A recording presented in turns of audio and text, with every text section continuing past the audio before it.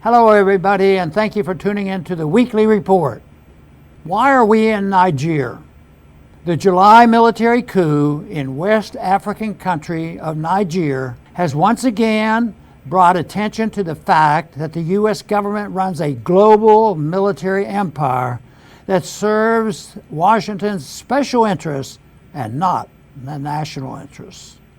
Before the coup made news headlines, most Americans, including many serving in Congress, had no idea the U.S. government maintains more than 1,000 troops stationed on several U.S. bases in Niger.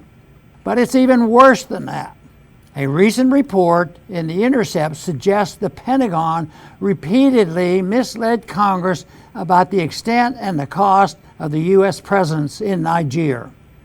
According to The Intercept, the testimony before the House and Senate Armed Service Committee in March, the chief of U.S. Africa Command describes Air Base 201 in Niger as minimal and low cost. In fact, the U.S. government has spent $250 million on the base since construction began in 2016. So when did Congress declare war so as to legalize U.S. military operations in Niger? They didn't. But as Kelly Vlahos writes in Responsible Statescraft, the U.S. troops have been training the military in Niger since 2013, and the U.S. government has constructed a number of military bases to fight terrorism in the country and region. Does that mean that the Pentagon is operating in Niger under the 2001 authorization for the use of military force meant to track down those who attacked the U.S. on 9/11? It's a good question, and thankfully one being asked by Senator Rand Paul in a recent letter sent to Secretary of Defense Lloyd Austin. Senator Paul first pointed out in the letter, the administration's limitless interpretation of the 9/11 AUMF and frequent use of the Title X authorities results in military operations abroad conducted with little congressional oversight and even less public scrutiny.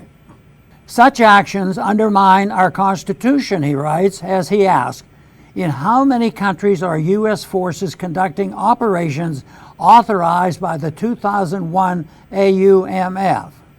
Ironically, or maybe not, one of the coup leaders in Niger has been trained by the Pentagon at Fort Benning, Georgia, and at the National Defense University in Washington, D.C.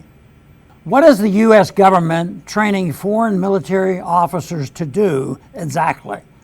Overthrow their own government?